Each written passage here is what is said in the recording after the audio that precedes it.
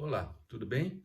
Meu nome é Jorge Lemites de Oliveira, sou arqueólogo, historiador, antropólogo social, docente da Universidade Federal de Pelotas e durante a minha trajetória de vida acadêmica me especializei em trabalhar com comunidades indígenas e também tenho alguma experiência com comunidades quilombolas. A bem da verdade, dentro do campo da arqueologia, eu me especializei em etnoarqueologia. Na história, por assim dizer, me especializei em etnohistória. E na antropologia social, me especializei em etnologia indígena. Desde, especialmente, 2002, 2003, portanto, há 20 anos, tenho publicado vários trabalhos, artigos, capítulos de livro. Organizei alguns livros também em que trato da etnoarqueologia do território. E a partir desta minha experiência, eu venho aqui a falar com vocês sobre etnoarqueologia e licenciamento ambiental.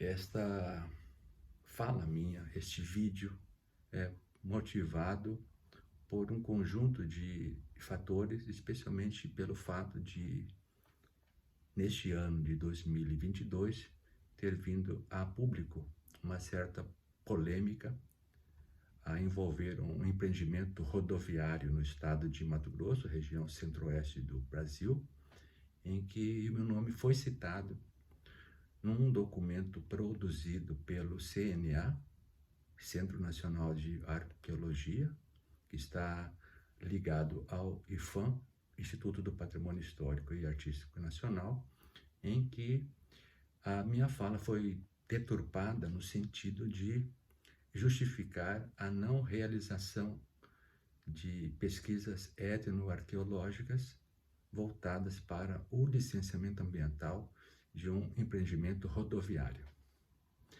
A primeira questão que eu gostaria de falar é sobre o que é e o que não seria etnoarqueologia. Vocês podem procurar neste canal. Há outros vídeos em que eu falo sobre etnoarqueologia.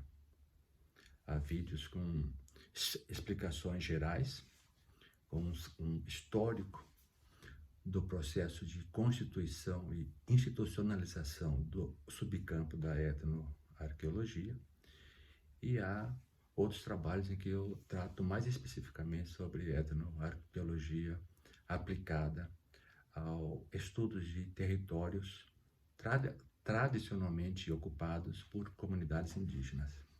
Bom, eu entendo particularmente que a etnoarqueologia é um subcampo da arqueologia. É um subcampo relativamente jovem se comparado com outros subcampos. A etnoarqueologia passa a ser institucionalizada fortemente a partir das décadas de 1960, 1970 e 1980, inicialmente no contexto do movimento intelectual da chamada nova arqueologia, ou arqueologia processual, um movimento intelectual dentro da arqueologia que teve como principal expoente Lewis Binford. Ele mesmo realizou pesquisas etnoarqueológicas junto ao povo Nunamute no hemisfério norte. Posteriormente, nas décadas de 1980, 1990, seus estudos também foram contestados no âmbito de um outro movimento auto-intitulado Arqueologia Pós-Processual, que tem como um dos principais nomes o arqueólogo britânico Ian Hodder. Binford apresentou uma abordagem muito materialista, focada na teoria de médio alcance, ao estudar comunidades indígenas contemporâneas, ele estava em busca também de produzir modelos etnográficos, etnoarqueológicos que pudessem contribuir para a compreensão do passado arqueológico. Haja vista que o registro arqueológico em si é algo estático e a dinâmica da vida em sociedade é algo dinâmico. Então, ao estudarmos o estático, buscamos compreender na arqueologia o dinâmico. O que marca muito o trabalho do Pinfor é a necessidade de se produzir analogias etnográficas, são comparações entre o presente e o passado. Ele fez isso, por exemplo, discutindo dados etnográficos e etnoarqueológicos para compreender o Paleolítico Superior na Europa. No entanto, o que se verifica nos trabalhos de Pinfor é um tipo de observação que não é a participante. Seus seguidores mais fervorosos costumam dizer que eles produzem um tipo de etnografia focada na materialidade a partir de uma observação não participante, o que contraria muito o que se conhece no âmbito da antropologia social, com as contribuições, por exemplo, de Franz Boas, Malvinovski, Evans Pritchard e vários outros antropólogos que, desde o final do século XIX à primeira metade do século XX, produziram vários estudos que são considerados clássicos à antropologia social, especialmente pelas contribuições etnográficas. Ian Roder, por sua vez, a partir das experiências que teve na África, na região de Baringo, no Quênia, vai propor com muita propriedade a inclusão da etnohistória para compreender a materialidade observada em comunidades tradicionais no tempo presente.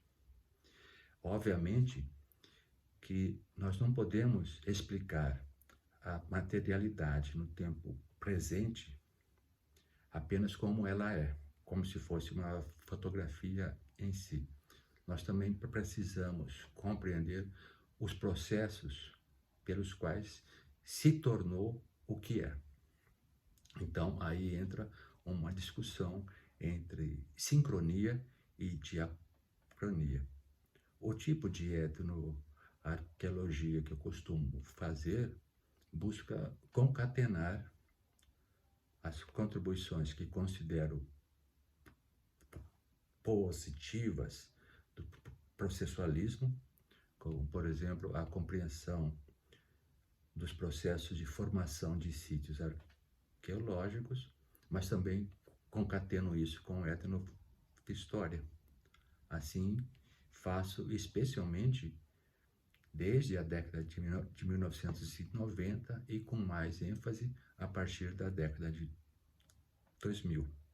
Em 1993, ao participar de um congresso da Sociedade de Arqueologia Brasileira que foi realizado na cidade de João Pessoa, na Paraíba, tive a oportunidade de publicar o meu primeiro trabalho científico que saiu na revista de arqueologia, periódico oficial da SAB, Sociedade de Arqueologia Brasileira, e lá eu discuto o uso da panologia etnográfica para a compreensão dos aterros indígenas conhecidos para a região do Pantanal. Ao observar minha produção intelectual, portanto, desde 1993 para cá, um autor, uma autora mais atentos irão verificar um conjunto de mudanças positivas, porque isso faz parte do processo de amadurecimento intelectual. Bom, voltando então, eu quero dizer que etnoarqueologia é um subcampo ou uma especialidade da arqueologia que mantém fortes relações com a antropologia social e que se dedica a estudar a materialidade de sociedades ou povos originários e tradicionais. No caso do Brasil, as experiências acadêmicas e as experiências fora da academia mostram que nós temos duas tendências básicas. Uma de desenvolvermos trabalhos com comunidades indígenas. Há muitas experiências bem-sucedidas sobre o assunto no Brasil, e uma outra de também desenvolvermos trabalhos junto a comunidades quilombolas. O que não é etnoarqueologia seria imaginar que na etnoarqueologia nós tenhamos uma única motivação básica, qual seja a de produzir analogias diretas entre o presente etnográfico e o passado arqueológico de povos, de populações originárias ou indígenas. Isto é, por exemplo, eu não vou a campo na região do Pantanal e adjacências para trabalhar com comunidades indígenas buscando fazer analogias do tipo de imaginar como seria o povo Guató, por exemplo, o povo Teena, ou os povos Guarani e Kaiowá, ou Nambiquara, com os quais eu trabalhei, e alguns ainda trabalho atualmente, para verificar como seriam há 2, 3 mil anos atrás. Esse tipo de analogia de teta que teria o propósito de produzir histórias indígenas na longa duração em termos espaciais e temporais, que não deve ser confundida necessariamente com a longa duração do bordel, porque não está vinculada à permanência, à compreensão da permanência de estruturas de pensamento, é algo que não motiva mais os estudos etnoarqueológicos no Brasil, especialmente a partir da década de 2000. Aliás, no Brasil, nós vamos ter como as primeiras pesquisas feitas por pesquisadoras e pesquisadores estabelecidos no território nacional são as feitas por Tom Miller e Irme Wist. Especialmente os trabalhos da Irme Wist são preciosos pelo rigor científico, pela capacidade teórica que ela tinha de interpretar os dados, ela que trabalhou com o povo Bororo. Faleceu, na minha opinião, muito jovem e deixou um legado muito grande. Eu, por exemplo, sou um dos autores que escreveu o prefácio do livro dela, que saiu em 2019, com o apoio da própria SAB, Sociedade de Arqueologia Brasileira. Então, eu queria deixar claro que etnoarqueologia não é sinônimo de analogia etnográfica direta. Embora, se a gente for olhar na internet, nós vamos encontrar vários trabalhos de colegas que, ao produzirem estudos etnoarqueológicos sobre alguns povos indígenas, como os Nucaques, estabelecidos na Colômbia, utilizaram os resultados das suas pesquisas para interpretarem as evidências arqueológicas encontradas em outras regiões.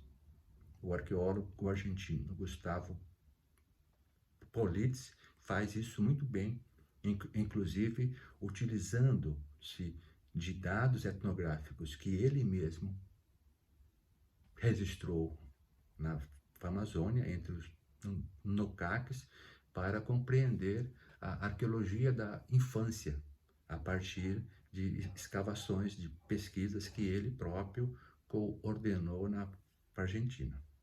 Então, em síntese, etnoarqueologia é um subcampo ou especialidade da arqueologia que mantém fortes vínculos, ligações e diálogos com a antropologia social e que se dedica ao estudo de povos e comunidades originárias e tradicionais. No caso do Brasil, basicamente indígenas e quilombolas. Etnoarqueologia, portanto, não é sinônimo de analogia histórica ou etnográfica direta. Bom, no caso do Brasil, nós sabemos que a inclusão da arqueologia nos estudos de licenciamento ambiental começou a ocorrer ainda na década de 1980.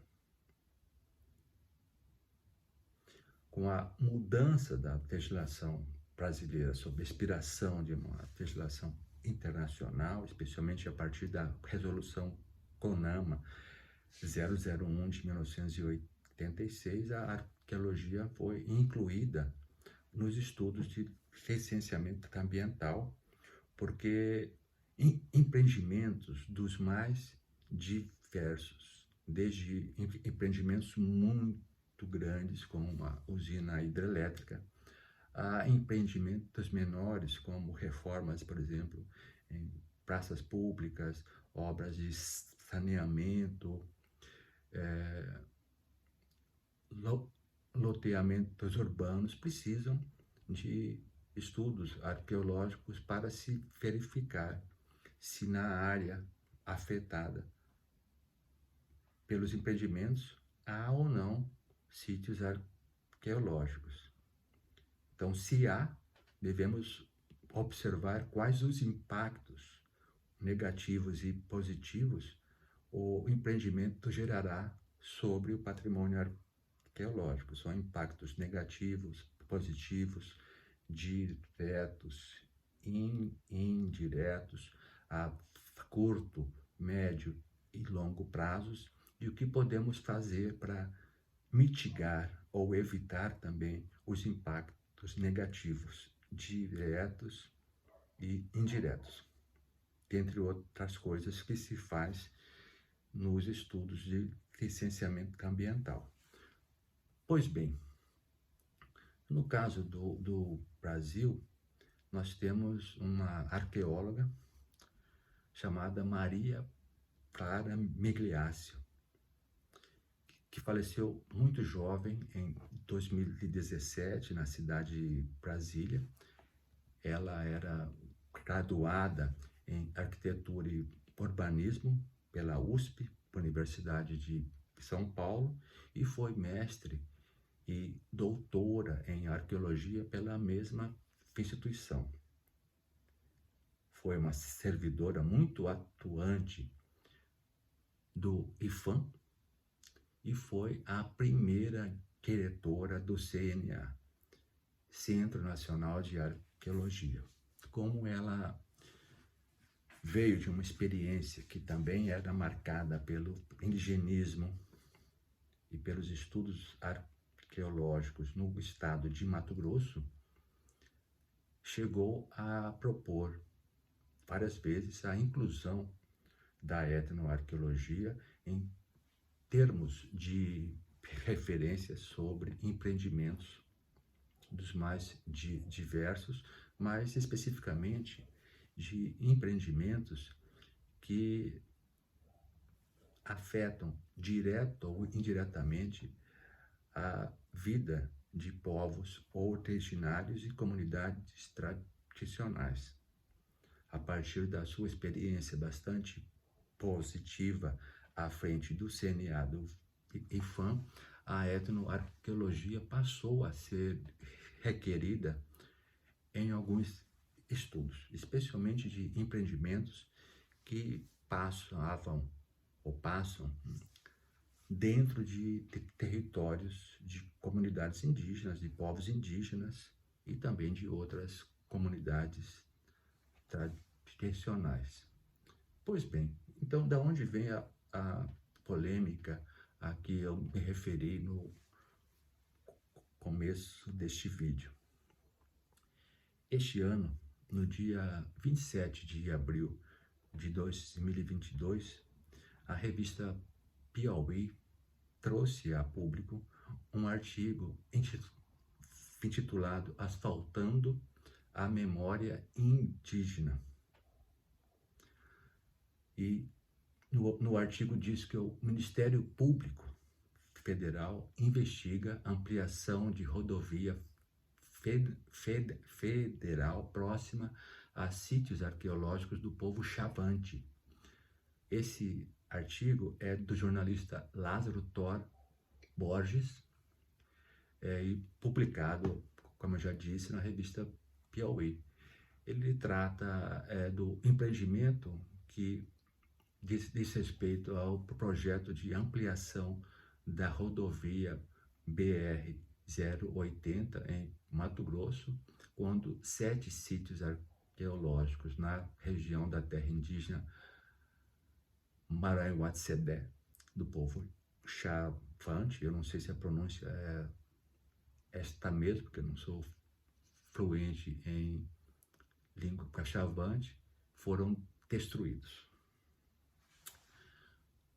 Uma das áreas atingidas em 2017, o sítio arqueológico São Marcos abrigava, segundo diz a matéria, cerâmicas indígenas pré-coloniais e artefatos de pedra, artefatos líticos, utilizados pelos primeiros habitantes da região, também segundo a matéria.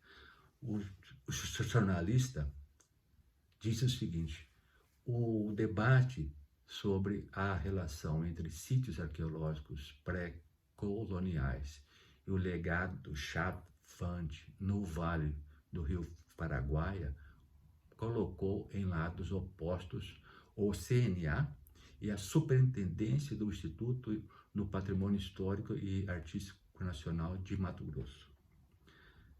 Em uma mesma manifestação em que negou a possibilidade de impacto ao patrimônio Xavante, o CNA também negou que os sítios arqueológicos pré-coloniais encontrados tivessem ligação com as populações indígenas.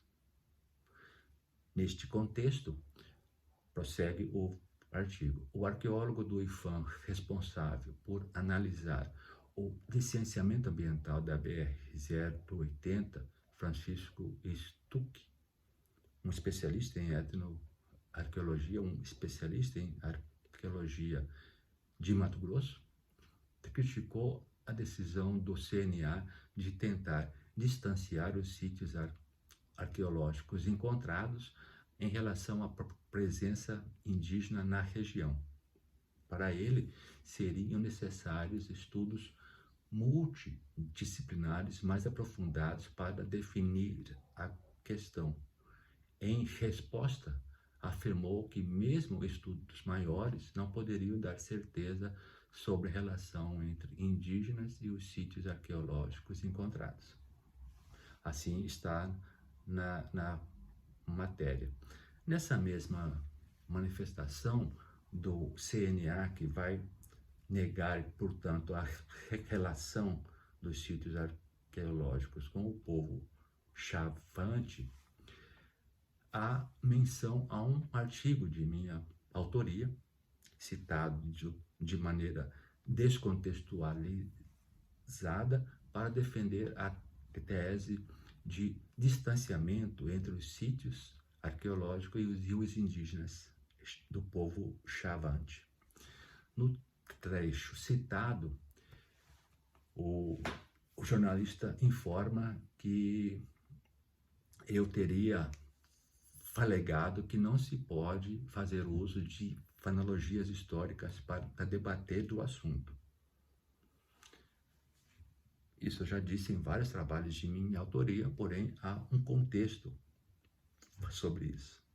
Eu não gosto de fazer umas analogias diretas para afirmar que determinada cerâmica, por exemplo, que possa ter 1.200 anos, 2.000 anos, seria relativa ao povo historicamente conhecido como A, B ou C ou D. Esse tipo de analogia não costumo fazer. Porque, obviamente, isso lembra um tipo de arqueologia que teve início na Europa e que, se grosso modo, é chamada de arqueologia histórico-cultural. Marca muito, por exemplo, os estudos dos chamados indo-europeus na Europa, e aqui no Brasil, talvez o expoente mais forte seria de fazer esse tipo de analogia direta para se compreender a trajetória de povos linguisticamente tupi-guarani. Talvez o autor mais citado para esse tipo de trabalho no Brasil seja o professor José Joaquim Justiniano Proença Brochado, de quem fui aluno e também fui orientando no doutorado. Ele não concluiu a minha orientação de doutorado porque foi excluído do quadro docente da Pontifícia Universidade Católica do Rio Grande do Sul, no comecinho aí da década de 2000, portanto, a conclusão da minha tese de doutorado tem outro colega como orientador. Eu tenho, obviamente, uma experiência com etnoarqueologia há mais de 30 anos, e eu,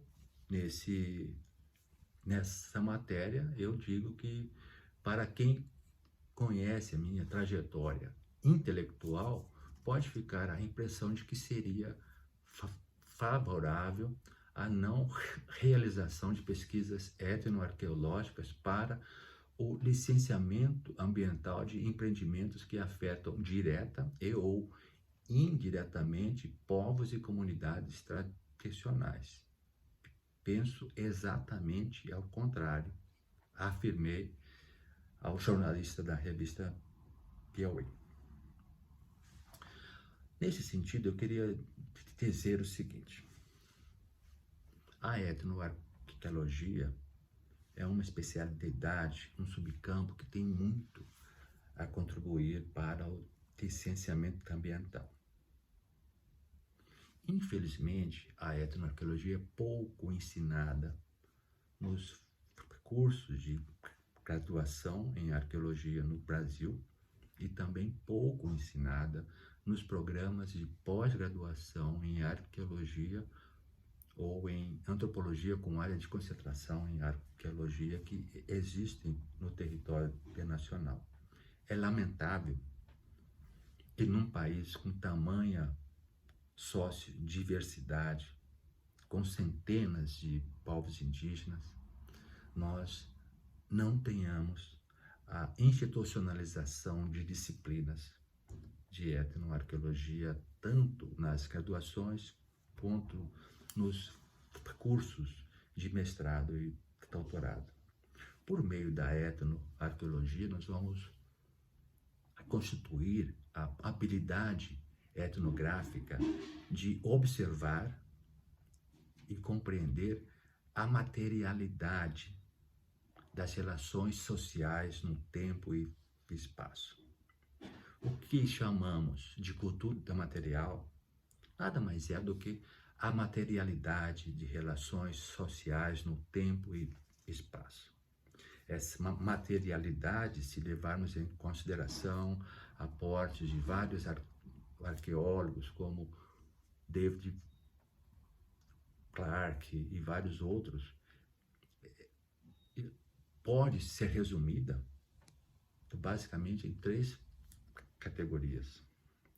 Os artefatos, que são os objetos, as coisas em geral que os seres humanos criam, vasilhas cerâmicas, artefatos líticos, ósseos e outros.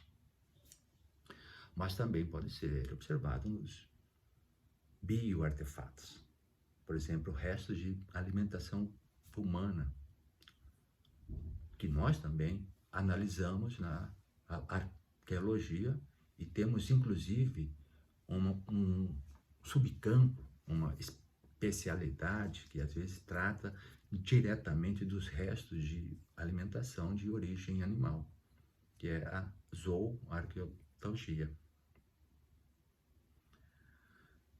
Nós também trabalhamos com paisagens humanizadas, por exemplo, os palmeirais de origem antrópica, as matas de araucária, enfim, as paisagens que foram constituídas graças às ações dos seres humanos. Isso nós podemos chamar de ecofatos.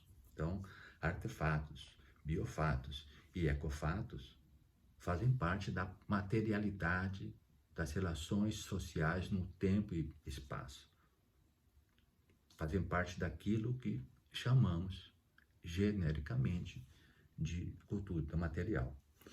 Quando a etnoarqueologia é incluída nos termos de referência sobre empreendimentos dos mais diversos, especialistas neste subcampo podem ir a campo e verificar as relações entre sítios arqueológicos e povos originários e comunidades tradicionais.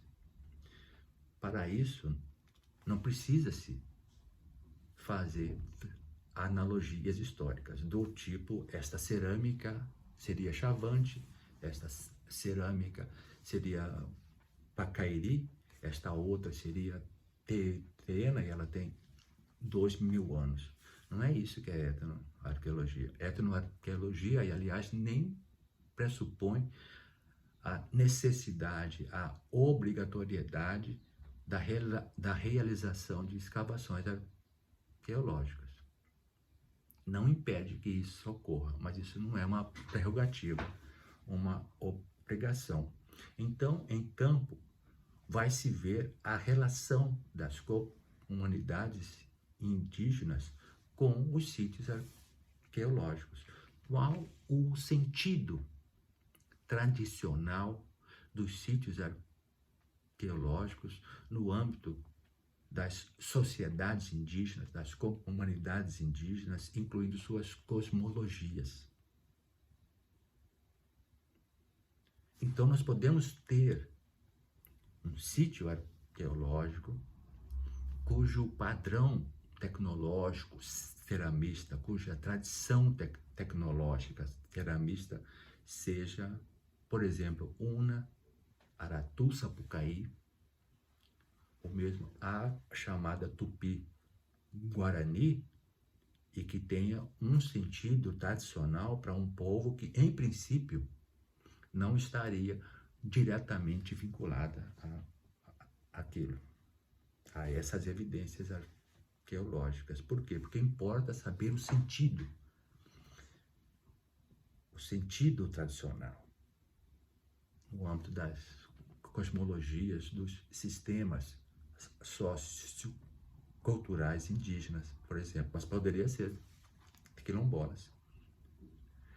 Então, por exemplo, se olhar a minha produção intelectual,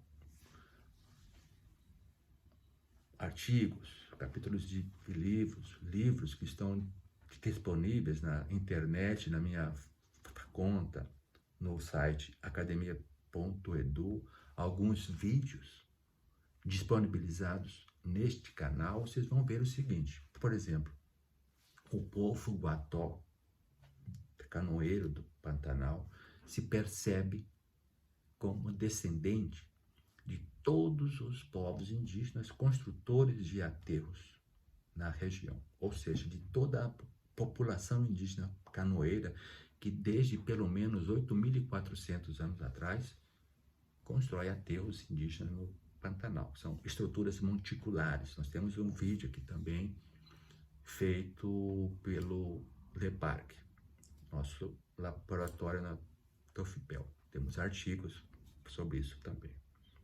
Então, se eu encontrar um sítio com 8.400 anos atrás no Pantanal, 3.500 anos atrás no Pantanal, que seja aterro, eu posso dizer que é Guató? Eu, enquanto cientista, arqueólogo, não tenho essa autoridade científica. Mas, ao manter interlocução com o povo Guató, eu posso compreender as razões pelas quais ele se percebe vinculado a esse tipo de sítio arqueológico. No caso, por exemplo, do povo Kaiowá, com o qual eu trabalhei na terra indígena em Anderu, Marangatu, eu trabalhei lá em 2007, município de Antônio João, Mato Grosso do Sul, fronteira com o Paraguai, com o município de Pedro Juan Cabalheiro. Ali nós temos um morro chamado Yanderu, Marangatu, que eles compreendem como um epicentro religioso de um grande território indígena naquela região que hoje em dia é fronteira entre o Brasil e Paraguai. Nesse morro tem sítios com arte rupestre, com evidências de cerâmica, e eles se percebem como vinculados àquela ocupação indígena. Então, cabe na etnoarqueologia observar as relações do povo Kaiowá com esse tipo de registro arqueológico e o sentido que eles dão a ele. Então, se passar algum empreendimento que afete direta ou indiretamente o morro ou cerro de Yanderu, Marangatu, a comunidade Kaiowá daquela região irá se opor a isso. Cabe, então, pesquisa etnoarqueológica para compreender essa relação. O mesmo caso, por exemplo, poderia falar aqui da relação do povo terena com o seu território e como, por exemplo, a comunidade terena da terra indígena Buriti reagiu contra uma linha de transmissão de energia que passou algumas centenas de metros do limite oficial da terra indígena, mas que eles compreendem que passou dentro do seu território. E assim sucessivamente. Estão entendendo? Não é para ir a campo para falar, essa cerâmica aqui não pertence ao povo Munduruku, por exemplo, que ela é de um povo tupi. Como é que eu vou saber se era tupi ou não tupi há 2.000 anos atrás? Onde há evidências científicas seguras que podem aferir a autoridade científica para um profissional de arqueologia para fazer isso? Quais os exemplos, por exemplo, na antropologia, na arqueologia, melhor dizendo, australiana estadunidense para se fazer esse tipo de analogia direta. Como no Brasil isso é feito de maneira deliberada e também por meio de uma citação bibliográfica um tanto quanto endógena, cita-se apenas aquilo que lhe convém, debate-se apenas aquilo que lhe convém. Para quem não entende de etnoarqueologia, etnoarqueologia seria sinônimo de analogia histórica ou etnográfica direta, ledo vengano. Eu fui olhar o documento produzido pelo CNA, em que meu nome é citado. Eu vi quem citou e fui olhar o currículo Lattes. A produção intelectual, e eu não vi que a pessoa tenha qualquer formação que conferisse uma autoridade científica no subcampo da etnoarqueologia. Tem autoridade institucional para falar isso ou aquilo, mas não tem autoridade científica. E aí está a colonialidade do saber e do poder, que envolve aspectos da administração pública no Brasil. Se você, leitor, observar na internet um artigo que eu tenho, que eu falo de arqueologia, colonialismo interno e cemitérios Kaiowá em Mato Grosso do Sul, com certeza irá entender a crítica que aqui eu falo. Mas para finalizar este vídeo, para não ficar longo e cansativo, as pessoas hoje querem vídeos curtos, com explicações curtas. Eu tenho uma dificuldade para fazer isso, porque eu temo que ao fazer isso eu possa simplificar a complexidade. E a simplificação da complexidade é algo complicado. Walter Benjamin já chamava a atenção para isso em sua época. Eu quero dizer, portanto, que etnoarqueologia é um subcampo, uma especialidade da arqueologia. No caso do Brasil, se dedica basicamente a trabalhar com povos originários ou indígenas e comunidades tradicionais não indígenas, como as quilombolas. Há publicações na internet, há artigos, há dissertações de mestrado muito bem feitas no Brasil, orgulho para a arqueologia brasileira sobre o assunto. E que no caso específico do uso da etnoarqueologia para o licenciamento ambiental, é um subcampo importantíssimo, especialmente para os estudos sobre empreendimentos dos mais diversos, como rodovias, ferrovias, usinas hidrelétricas, pequenas centrais hidrelétricas, as PCHs, entre outros, que afetem direta ou indiretamente a dinâmica da vida em sociedade, a dinâmica da vida de comunidades indígenas e quilombolas.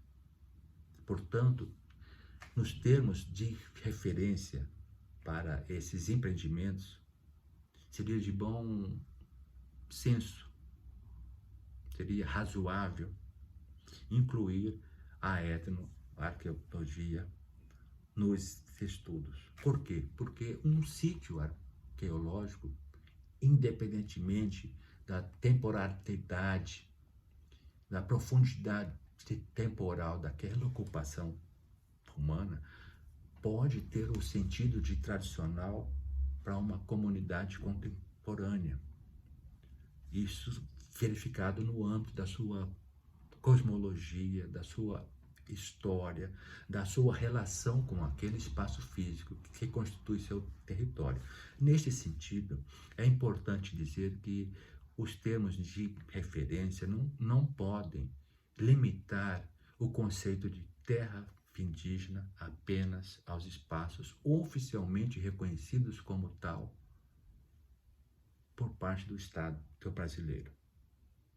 Como assim? Simples, porque o artigo 231 da Constituição de 1988, que trata das terras indígenas, que vai defini-las como terras tradicionalmente ocupadas, que vai entender ali que os povos indígenas são povos originários, seus direitos precedem sobre esses espaços, nem sempre é cumprido no Brasil. Por isso nós vamos ter muitas terras indígenas que não são oficialmente reconhecidas pelo Estado brasileiro.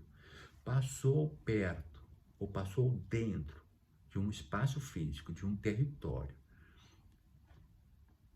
que pertence a um povo indígena, a uma comunidade indígena, entendendo como humanidade aqui como parte de algo maior, que é o povo, ou passando dentro, ou ao lado, por exemplo, do território de uma comunidade quilombola, o ideal é que se tenha a inclusão da etnoarqueologia nos termos de referência, para se evitar o acirramento de conflitos entre indígenas e quilombolas e os empreendedores. Os empreendedores, por sua vez, precisam compreender isso, para que eles mesmos não estimulem a constituição de ônus oculto nos empreendimentos, que são ônus ocultos. Se não se cumpre a legislação em vigor, ou porque não se quer cumprir, ou porque teve uma orientação oficial para descumpri-la, e mais à frente esses problemas vão se avolumar, eles vão aparecer. Então, isso vai gerar ônus ao empreendedor. Então, empreendedores que têm realmente compromisso com o cumprimento da legislação brasileira ligada ao licenciamento ambiental, empreendedores que não desejam violar os direitos dos povos originários, das comunidades tradicionais aqui, especialmente as quilombolas, com certeza cumprirão a legislação. E para finalizar, eu quero dizer aqui que eu particularmente repudio o posicionamento tomado pelo CNA sobre esse caso específico de Mato Grosso a envolver um empreendimento rodoviário, a BR 080, e o povo chavante. Esse tipo de posicionamento contraria o próprio histórico do CNA. Infelizmente, que se observa em tempos dificílimos, caracterizados pela violação de direitos, por posições que ferem a democracia, é algo que certamente a amiga Maria Clara Migliaccio não concordaria e não compactuaria.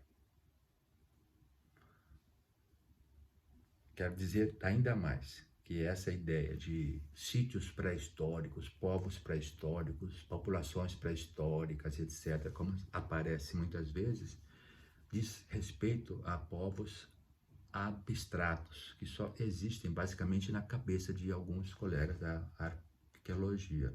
Por quê? Porque o termo pré-histórico, e eu explico isso em outro vídeo aqui, é um termo evolucionista, colonialista, que surgiu aí no século XIX, utilizado de maneira crítica no Brasil, que serve apenas para desconcatenar qualquer tipo de relação entre os povos indígenas contemporâneos e o passado arqueológico dos seus antepassados.